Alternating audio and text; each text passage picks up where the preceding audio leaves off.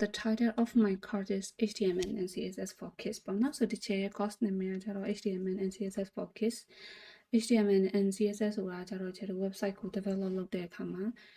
foundation language တွေပေါ့နော် so ခြေခံကြဆုံး language တွေဖြစ်တယ်ခြေ website တစ်ခု develop လုပ်တဲ့အခါမှာဆိုလို့ရှိရင် front end နဲ့ back end ဆိုပြီး2မျိုးရှိပေါ့နော် front end ကျတော့ဥပမာခြေ website တစ်ခုကြည့်လိုက်တယ်ဆိုလို့ရှိရင်ဒီခြေ website တစ်ခုဖွင့်ပြမယ်နမူနာနော်ခြေ website တစ်ခုကြည့်လိုက်တယ်ဆိုလို့ရှိရင်ဒါဆိုလို့ရှိရင် Minecraft website ပေါ့နော် Minecraft ဆိုတဲ့ game ရဲ့ website ပေါ့ so website တစ်ခုကြည့်လိုက်တယ်ဆိုလို့ရှိရင်ဒီနေရာလေးပေါ့ဒီ K အောင်လေးဒီ section လေးကိုခြေတော့ header လို့ခေါ်တယ်ဒီအလဲကဒီပုံလေးနဲ့ကျတော့ hero section လို့ခေါ်တယ်ပေါ့နော်ပြီးဒီအောက်မှာဆိုလို့ရှိရင်သူရဲ့ content section လေးတွေရှိမယ်နော်ဟိုအောက်ဆုံးမှာဆိုလို့ရှိရင် footer ဆိုပြီးတော့ရှိမယ်ပေါ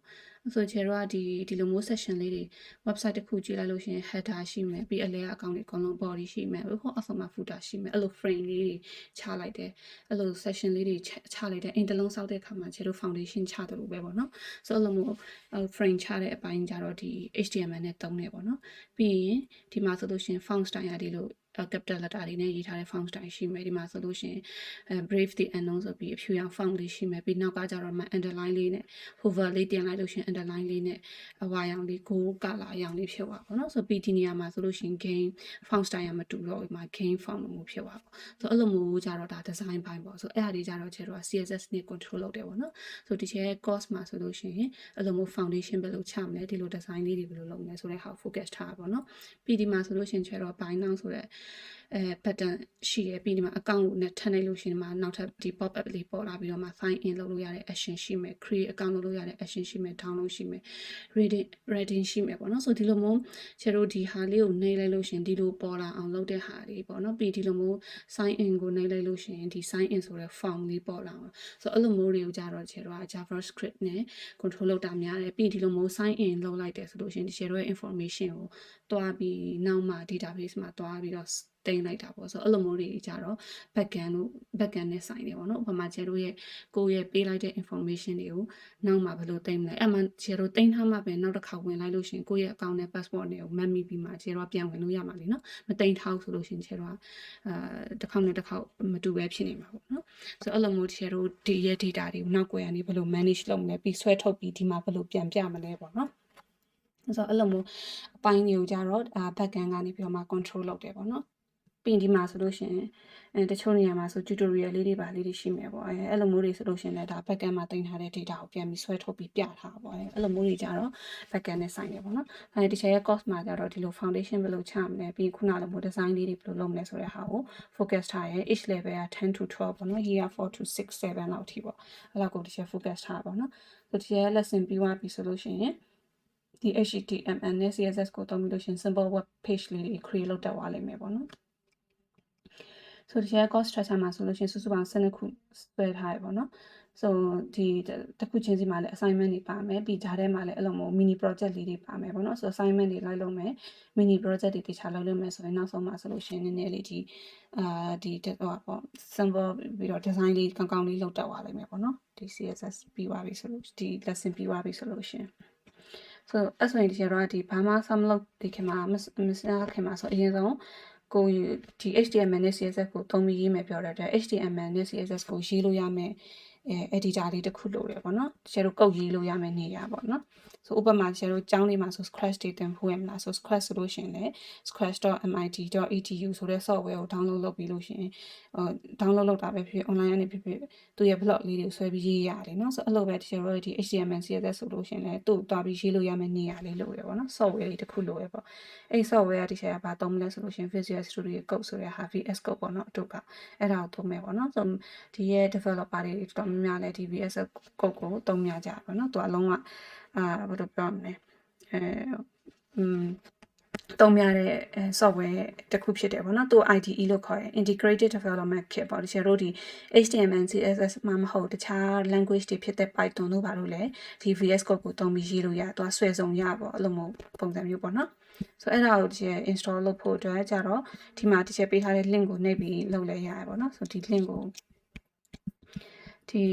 PowerPoint ထဲမှာပါတဲ့ link ပေါ့နော်ဆိုဒီ link ကိုနှိပ်လိုက်လို့လည်းရတယ်ဒါမှမဟုတ်လို့ရှိရင်တခါတည်း browser မှာ Visual Studio Code download ဆိုပြီးရှာလိုက်လို့လည်းရပါဘောเนาะဆိုဒါဆိုဒီ share ဒီမှာခု ခုန link ကိုနှိပ်လိုက်လို့ရှင်သူကဒီဘက်မှာနိဒီရဲ့ operating system က Mac ဖြစ်တဲ့အတွက်သူကမှ download for Mac OS ဆိုပြီးတခါတည်းပါသွားပါတော့ဆိုတမီးတို့သားတို့သုံးတဲ့ computer ကျတော့ Windows ဖြစ်တယ်ဆိုလို့ရှင်လည်းသူက auto sense ဖြစ်ပြီးလို့ရှင် download for Windows ဆိုပြီးပေါ်နေလိုက်မယ်နော်ဆိုအဲ့အလေးကို download လုပ်လိုက်ပေါ့ဒီကျတော့ဒါ computer မှာ install လုပ်ပြီးသားဆိုတော့ရှိပြီးသားဆိုတော့ download install တော့မလုပ်ပြတော့ဘူးเนาะဆိုဟိုက install လုပ်တာလည်းဒီအတန်းထဲမှာပြပြီးဆိုတော့လေဆိုတော့ဒါ download ကိုနှိပ်လိုက်လို့ရှိရင်ဒီလိုပေါ့เนาะ download ကိုနှိပ်လိုက်လို့ရှိရင်တွေ့လားသူဒီမှာ download လုပ်နေပြီဆိုဒီဟာကြီးနောက်ဆုံးထိပြီးသွားပြီဆိုလို့ရှိရင်ဒီကျတို့ဒီနေရာမှာပေါ့เนาะဆိုဒီမှာ download လုပ်နေတယ်ဒီနောက်ဆုံးထိပြီးသွားပြီဆိုလို့ရှိရင်ဒီဟာလေးကိုပဲနှစ်ချက်နေပြီးဖွင့်လိုက်ရုံပဲ Mac ဆိုလို့ရှိရင်တော့ဒီကောင်လေးကိုလေဟိုဘက်ကို install လုပ်တဲ့ဟာလေးရှိတယ်เนาะဆိုအဲ့လိုလေး install လုပ်လိုက်ရုံပဲ install လုပ်မရရင်ဒီချက်ကိုပြန်မေးလို့ရတယ်เนาะဆိုတော့ဒါမှမဟုတ်လို့ရှိရင်လည်းအမှ YouTube မှာလေ how to download how to install Visual Studio Code ဆိုပြီးရှာလိုက်ရလွယ်လွယ်လေးပဲเนาะဆိုတော့ download လုပ်ပြီးလို့ရှိရင်အမှပြီးသွားပြီဆိုလို့ရှိရင်နှစ်ချက်နဲ့ပြီးဖွင့် next နေပြီးလို့ရှိရင် install လုပ်ပါလိုက်ဆိုပြီးသွားလိုက်မယ်เนาะအဲ့ဆိုဒီချက်ရဲ့ဘယ်အောင်ပဲပြမယ်ဆိုလို့ရှိရင်ဒီ install လုပ်ပြီးသွားတဲ့အချိန်တွေမှာဒီ extension လေးပေါ့နော် share တို့ဒီ HTML CSS run တဲ့အခါမှာလိုအပ်မဲ့ extension လေးတွေပဲလို့ထည့်မလဲဆိုတော့ share ပြန်လုပ်ပြမယ်ပေါ့နော်အဲ့တော့ share ရဲ့ set ထဲမှာ Visual Studio Code တော့ရှိနေပြီเนาะဆိုအဲ့အောင်အားတို့ဖွင့်နေကြအတိုင်းပဲ search bar ကိုဖွင့်လိုက်ပေါ့ search bar ကိုဖွင့်ပြီးလို့ရှိရင် Visual Studio Code လို့ရှာလဲရဒါမှမဟုတ် shortcut လေး desktop ပေါ်မှာထားခဲ့တယ်ဆိုဒီ desktop ပေါ်မှာပေါ်နေလိမ့်မယ်ပေါ့နော်ဆိုကိုကအဲ့ဟာတော့ဖွင့်တက်မယ်ထင်ပါတယ်နော်အဲ့တော့ဒီချိန်မှာ Visual Studio Code ကိုဖွင့်လိုက်ပြီဒါ install လုပ်ပြီးပြီဆိုလို့ရှိရင်သူကဒီလိုမျိုးလေးပေါ်နေလိမ့်မယ်ဘေးမှာလေနော်ဆိုဘေးမှာဒီလိုမျိုးလေးပေါ်နေလိမ့်မယ်ဒီချိန်လောက်များချင်မှလည်းများလိမ့်မယ်အနည်းဆုံးတော့ဒါပေါ်မှာတေချာတယ် PD ရဲ့ဟာလေးပေါ်မှာတေချာတယ်နော်ဘာလို့လဲဆိုတော့ဒီချိန်ကျတော့ဒီလို့တခြားလို့အတဲ့ဒီဟွာဒီပါ install လုပ်ထားမို့လို့ဒီမှာနည်းနည်းများနေရပါတော့ဟိုတမီးတို့သားတို့ကကြတော့ install လုပ်ပြီးပြီဆိုလို့ရှိရင်ဒီချက်လို့မို့ဒီလောက်အများကြီးရှိချင်မှရှိလိမ့်မယ်ဒါမဲ့တေချာတာတော့ဒါပါမယ် search ပါမယ်ပြီးလို့ရှိရင်ဒီ debug ပါမယ်ပြီးဒီ extension တွေပါမယ်အဲ့လောက်ပါရပြီပေါ့နော်ဆိုဆရာတို့ကဒီမှာ install လုပ်ပြီးသွားပြီဆိုရင်နောက်တစ်ဆင့်အနေနဲ့ extension လေးတွေ install လုပ်ရမယ်ဒီ extension လေးတွေ install လုပ်မှဆရာတို့ရဲ့ဒီ code ရေးတဲ့နေရာမှာသူကကူညီပေးမယ် extension လေးတွေပေါ့နော်ဆိုပထမဆုံး extension ကကြတော့ဒီမှာ prettier ဆိုတဲ့ extension လေးဒီ prettier ဆိုတဲ့ extension ကြတော့ဆရာတို့ရေးလိုက်တဲ့ code တွေကိုသူကformat right click နဲ့ format ဆိုပြီးလုပ်လိုက်လို့ရှင်သူကညီလေးပေါ့နော်ဟိုနားလဲလွယ်အောင်သူကပြန်ပြီးလို့ရှင်သူ့ဘာသာသူ format ချပေးသွားတာဒီကောင်လေးကကြတော့ HTML CSS post ဆိုတာဥပမာဆရာတို့ဒီ H1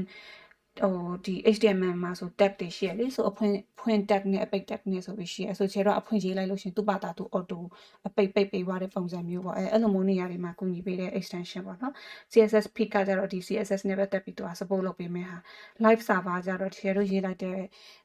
ဒီ HTML CSS နဲ့ရေးလိုက်တဲ့ code တွေကို browser မှာဘယ်လို run လဲသူက server အနေနဲ့လုပ်ပေးမယ်ကူညီပေးမယ်ဟာပေါ့နော်ဆိုဒီ extension လေးကို install လုပ်ဖို့လုပ်မယ်နော် prettier ရဲ့ HTML CSS support ရဲ့ CSS Peak ရဲ့ live server နော်အဲ့ဆိုရင်ကိုကဒီမှာ install လုပ်ပြီးပြီလို့ယူဆလိုက်မယ်ပြီးရင် extension ကို install လုပ်ဖို့အတွက်ဒီကောင်လေးပေါ့နော်ဒီမှာ window လို့ပုံစံမျိုးလေးနဲ့နော်သူ့နှိပ်မယ်နှိပ်ပြီးလို့ရှိရင်ဒီမှာထိပ်ဆုံး prettier ပေါ့ခုနတစ်ချက်ပြောတဲ့၄ခုပေါ့နော် prettier လို့နှိပ်လိုက်အဲ့ဆိုဒီမှာနော်ဒီချက်ကြတော့ဒီမှာ install လုပ်ပြီးသားဖြစ်တဲ့အတွက်ဒီမှာ update ဆိုပြီးပေါ်နေတာဒါတို့သမီးတို့ကကြတော့ဒီကောင်လေးကိုတွေ့ပြီဆိုလို့ရှင်နှိပ်လိုက်လို့ရှင်မှာ install ဆိုပြီးပေါ်နေမှာအဲ့ဆိုသူ install ဆိုပြီးနှိပ်လိုက်လို့ရတယ်နော်ဆိုဒီချက်အခုကကြတော့ update လုပ်နေတာနော်ဆိုတော့နောက်အဲ့ဆိုပြီးသွားပြီဆိုလို့ရှင်သူကလေဒီလိုမျိုး uninstall ဆိုပြီးပေါ်လာမှာဆိုတော့ဒီမှာဆိုပထမတစ်ခုပြီးသွားပြီနော်ပြီးဒုတိယတစ်ခါကျတော့ HTML CSS support ဒါလေးပေါ့နော်ဆိုတော့ဒါလေးကိုလည်းဖွင့်ပြီးမှ install လုပ်နောက်တစ်ခုကကြတော့ live server ပေါ့နော် live server တွန်းနာမည်တူတွေရှိရဆိုတော့တခြားပေးတဲ့ပုံတော့တခြားရွေးပေါ့နော်ဒီမှာကြည့် live server ဆိုမှနှစ်ခုတောင်ရှိတယ်အပေါ်တစ်ခုနော်ဆိုတော့ဒါလေးဆိုလည်း install လုပ်လိုက်ပေါ့နော်ခင်းအောင်လေးနောက်တစ်ခါ CSS Peak ပေါ့ extension တွေကတော့အများကြီးပဲเนาะဆရာတို့နောက်ပိုင်း code တွေအများကြီးရေးလာပြီဆိုလို့ရှိရင်လိုအပ်တဲ့ extension လေးတွေကိုကောက်ထည့်ပြီးသုံးလိုက်လို့ရတယ်เนาะဆိုလောလောဆယ်တော့ဆရာတို့အဲ့လောက်မလုပ်သေးဘူး၄ခုလောက်ဆိုရပြီเนาะပြီးတော့ဆရာတို့ဒီမှာVS Code Pad ဆိုပြီးလို့ရှိရယ်เนาะဒီမှာလေဒါလေးဆိုလို့ရှိရင်ဆရာတို့ဒီဒါလေးကတော့ဘာမှမဟုတ်ဘူးဆရာတို့ developer တွေကို emotion support ပေးတဲ့ဟာလေးပေါ့ဆရာတို့ဒါလေးဖွင့်ထားလို့ရှိရင်တော့ဒီကောင်လေးက run ဒီအယုတ်လေးတွေပေါ့နော်ဘာမှတော့သူကကုတ်ကိုကူညီပေးရမှာမဟုတ်ချဲတော့ဘယ်လိုပြောရမလဲ emotional support တပုံမျိုးပေါ့နော်သူကကြတော့ဒီမှာတွေ့လားတစ်ချက် install လုပ်ထား Pokemon လည်း install လုပ်ထားတာ extension အဲဆိုတော့ဒီမှာလေကျတို့ကုတ်ရေးနေစင်မှာသူကဘေးနားနဲ့အဲ့လိုလေးပြေးနေတာပေါ့နော်အဲ့လိုပုံစံမျိုးလေ okay ဆိုတော့ဒီကျတို့install VS Code လည်း install ဖြစ်သွားပြီပြီးတော့ဘာလဲextension တွေလည်းထည့်ပြီးသွားဆိုကျတော့ ready ဖြစ်နေပါနော်ဆို ready ဖြစ်နေပြီဆိုကွာကုတ်တွေစရေးတော့မယ်ဆိုအရင်ဆုံးဒီချက် recommend လုပ်တာ folder တစ်ခုအရင်စပြီးတော့ဖွင့်ပါနော်ဆို folder တစ်ခုအရင်စောက်လိုက်ပေါ့ဥပမာကွာ HTML CSS ရေးမယ်ဆိုလို့ရှင်ဒီမှာ HTML CSS ဆိုပြီး folder တစ်ခုစောက်လိုက်ပေါ့နော်ကြိုက်တဲ့နေရာမှာစောက်လို့ရတယ်နော်ကြိုက်တဲ့နေရာမှာကိုဥပမာဆိုလို့ရှင်Windows ဆိုလို့ရှင် local disk C တို့ local disk D တို့လေအဲ့လိုမျိုးspace လေးခွဲထားရှိအဲ့ထက်မှာတွားလို့ပေါ့နော်ဆိုတော့ဒါမှမဟုတ်အလွယ်အကူဆုံးနေရတော့ desktop ပေါ့နော်ဆိုဒီချက်တော့လွယ်အောင်လို့ဒီ desktop ပေါ်မှာပဲ new folder တစ်ခုစောက်လိုက်မယ်ပြီးနာမည်လည်းသိချပေးပေါ့နော် folder လေးစောက်ပြီး untitled လို့ပဲမထားထားပဲနဲ့ပေါ့နော် HTML CSS ဒါမှမဟုတ်ရှင်လည်း web design ဆို web design ပေါ့အဲ့လိုလေးနာမည်ပေးလိုက်ပေါ့နော်ဆိုတော့ဒီချက် folder တစ်ခုစောက်လိုက်ပြီးအဲ့ပြီးမှအဲ့ folder လေးကိုဒီကနေဖွင့်ယူမယ်ပေါ့နော်အဲ့ဆိုစစချင်းမှာဆိုလို့ရှင်ကျတော့ဒီ Visual Studio Code ကိုဖွင့်လိုက်မယ်ဆိုလို့ရှိရင်ဒီမှာ open folder ဆိုပြီးလို့ရှိရင်မှာ open ဆိုပြီးရှိတယ်ဒီကနေဖွင့်လိုက်ရအောင်နော်ဒါမှမဟုတ်လို့ရှိရင်ဒီဘေးကဒီ explorer ပေါ့ဒီ explorer ကနေပြီးတော့မှဖွင့်လိုက်ရဒီမှာ open folder ဆိုပြီးပေါ်နေလိုက်မယ်နော်ဆိုဖွင့်လို့ရတဲ့နေရာတော့အများကြီးရှိတယ်ဒါမှမဟုတ်လို့ရှိရင်လည်းဒီမှာ file ထဲကနေပြီးတော့မှ VS Code ကိုဖွင့်ပြီးတော့ဒီပေါ်က file ထဲကနေ open folder ဆိုပြီးရွေးပြီးတော့ဖွင့်လိုက်ရကြိုက်တယ်လို့ဖွင့်နော်ပြီးခုနတစ်ချက် folder စောက်ထားတဲ့နေရာ desktop ပေါ်မှာဆိုတော့ desktop ရွေးလိုက်တယ်ဒီချက်ပေးလိုက်တဲ့နာမည်က HTML CSS ဆိုတော့သူရွေးလိုက်တယ်နော်ဆိုလို့ရှိရင် share ဒီမှာ HTML CSS ဆိုပြီးလို့ရှိရင်ပေါ်လာပြီဆိုဒီရဲ့အောက်မှာပဲဒါဒီ share ရဲ့ working space ပဲနော်ဆိုဒီရဲ့အောက်မှာပဲ share ကဒီ HTML file လေးတွေ CSS file လေးတွေ create လုပ်ပြီးရေးသွားမှာနော်ဆိုတော့ဒါမှဆိုဒီမှာ diary က folder ဆိုဒီရဲ့အောက်မှာဒီ share အခုလောလောဆယ်မှာဒီ VS Code အဆင်ပြေမယ်ပြီးစမ်းမယ်ဆိုတော့ new file ပေါ့နော်ဆို mouse ကိုဒီပေါ်လေးတင်လိုက်လို့ရှိရင်ဒီမှာဒါလေးရှိရမှာဆိုတော့နေလိုက်ပြီးရင် index.html ဆိုပြီးနာမည်လေးပေးလိုက်ပါတော့ဆိုဒါဆိုဒီကျတော့ HTML page တစ်ခု empty page တစ်ခု create လုပ်လိုက်တာပြီးရင် shortcut အနေနဲ့ exclamation mark enter လို့ရေးလိုက်လို့ရှင်မှာတွေ့လားဒီ HTML CSS support ကနေပြီးတော့မှကူညီပေးရတဲ့ဒီ document အားလေးထွက်လာပြီဆိုကျတော့ဒီ body ချားထဲမှာဒီမှာ code တွေကိုပေးလိုက်ရမယ်နော် h1 ဆို h1 ဒါလေးတွေအခြေလို့နောက်သင်ခန်းစာမှာလာလိုက်မယ်ဆိုဒီလိုမိုးလေးပေါ်လာပြီဆိုလို့ရှင်ကျတော့အဆင်ပြေပြီနော်ဆိုနောက်ထပ် file တွေဆိုလို့ရှင်လည်းကျတော့ဒီမှာပဲနောက်ထပ် file 2ဆိုလို့ရှင်မှာ index2.html အဲ့လိုတွေနဲ့ပဲကျတော့ဒီထဲမှာပဲထည့်ပြီးရေးသွားမှာနော်ဆိုကျတော့ဒါကုတ်တွေစရေးဖို့ ready ဖြစ်တဲ့အပိုင်း ready လုပ်တဲ့အပိုင်းပေါ့နော်ဆိုဒီကျတော့သင်ခန်းစာကိုပြန်သွားရအောင် lesson 1ပေါ့နော်ဆိုဒီကျတော့ installation ပြီးသွားပြီဆိုလို့ရှင် lesson 1မှာဆိုလို့ရှင်ကျဒီ website ဆိုတာဘာလဲပေါ့နော်နည်းနည်းလေး intro လေးလုပ်ပေးထားရပါတော့အဲ့ဆိုရင်ဒါကတော့ share discussion လုပ်တဲ့အပိုင်းပေါ့နော်ကိုက website တွေသုံးနေကြဆိုဘယ်လို website တွေသုံးဖို့လဲနော် share လေးရဲ့ question တွေဖြေကြည့်ပေါ့ပြီးတော့ဒါကြတော့ website မှာဆိုလို့ရှိရင်ဒါ website ရဲ့ share အသုံးများဆုံး website တွေက YouTube ကလည်းဒါ website ပဲ Google ဆိုတာလည်းဒါ website တစ်ခုပဲ Wikipedia Roblox နော် Minecraft ခုနတစ်ချက်ဖွင့်ပြလိုက်တဲ့ဟာတွေဆို website ဆိုတာဘာလဲဆိုလို့ရှိရင် a website is a collection of web pages like a book နော်စာအုပ်လိုပဲ share စောင်းမှာဆိုလို့ရှိရင်စာမျက်နှာတွေရှိတယ်လို့ဟုတ်ပဲ website မှာဆိုလို့ရှိရင် web စာမျက်နှာတွေရှိတယ်ဥပမာခုနတစ်ချက်ဖွင့်ပြလိုက်တဲ့ Minecraft ပေါ့နော် Minecraft web page ပဲနမူနာပြန်ကြည့်ရအောင်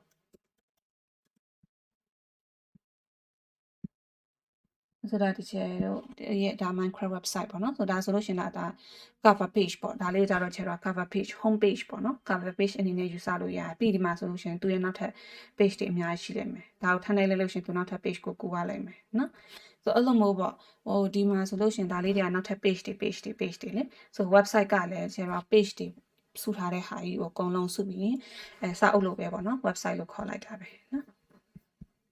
So a website is a collection of web pages that people can visit using a browser. So website တစ်ခုဖွင့်မယ်ဆိုရင်တော့ browser တော့လို့ရ browser ဆိုတာဘာလဲဆိုခုနတစ်ချက်တို့ဖွင့်လိုက်တဲ့ Google Chrome တို့ Microsoft Edge တို့ Mozilla Firefox တို့အများပဲ browser တွေအများကြီးရှိရဖုန်းမှာဆိုလို့ရှိရင်လည်းဖုန်းထဲမှာသူ့ browser တွေရှိရပဲเนาะwhat things do you see on the website ပေါ်မှာကျတော့ဗာလေးတွေတွေ့လဲဆိုခုနကဒီ website တစ်ခုပဲကိုနမူနာကြည့်လိုက်ပေါ့ဒါလေးဆိုတာ logo တွေ့မယ် text တွေတွေ့မယ်စာသားလေးတွေတွေ့မယ်ဒီလိုပုံလေးတွေတွေ့မယ်ဒီလိုမျိုးနှိပ်လို့ရတဲ့ button တွေတွေ့မယ် icon လေးတွေတွေ့မယ်နော် link လေးတွေတွေ့မယ်ပေါ့နော်ဆိုရင်ဒါတကယ်လို့ website တွေမှာတွေ့နိုင်တဲ့ components တွေအများကြီးပဲနော်ပြီး website တွေတော့အပိုင်းကြည့်လိုက်မယ်ဆိုလို့ရှိရင်ထိတ်ဆုံးအပေါ်ပိုင်းကအပိုင်းလေးပေါ့ဒီ Minecraft မှာကြည့်မယ်ဆိုဒီခဲရအောင်အပိုင်းပေါ့နော်ဒီကနေဒီထိပေါ့ဒီအပိုင်းလေးကိုကျတော့ခြေတော့ header လို့ခေါ်တယ်နော်ဆို header ထဲမှာဆိုခြေတော့များသောအားဖြင့်နော်ဒီလို logo တွေဒါဆို Minecraft ဆိုတဲ့ logo ကြီး logo တွေဒီလို navigation link တွေ menu လို့လည်းခေါ်တယ်နော်ဆိုဒီလို navigation link တွေ logo တွေဒီလိုမျိုး account sign in လုပ်တဲ့ဟာတွေပေါ့အဲ့လိုမျိုးကြတော့ခြေတော့ header ထဲမှာထည့်တာများတယ်နော်ဒီ header ရဲ့အောက်မှာဆိုဒီလိုမျိုးပုံကြီးပေါ့ဒီမှာ Minecraft ဒီပုံကြီးပေါ့နော်ဆိုအဲ့ဟာလေးကိုခြေတော့ဘာခေါ်လဲဆို hero section လို့ခေါ်တယ်နော်ဆိုဒီနေရာမှာဆို hero section အပေါ်မှာတော့ကြတော့ဒီကောင်လေးတေးသေးလေးပါတယ်ဒါလေးကြတော့ခြေတော့ announcement section လို့ခေါ်တယ်ဥပမာ promotion တွေဒီလိုမျိုး announcement လုပ်ချင်တဲ့ဟာတွေဆိုဒီလိုမျိုးနေရာမှာခြေတော့ရေးလေးရှိတယ်နော်ပြီးတော့သူရဲ့အောက်မှာဆိုလို့ရှိရင် content body ရှိမယ်ဆိုဒီရဲ့ဒီ hero section အောက်မှာဆို main information တွေရှိမှာပေါ့ဆိုဒီရဲ့အောက်မှာဆိုဘာဂိမ်းတွေညာဂိမ်းတွေဆိုတာလာမလားအဲ့လိုပဲနော်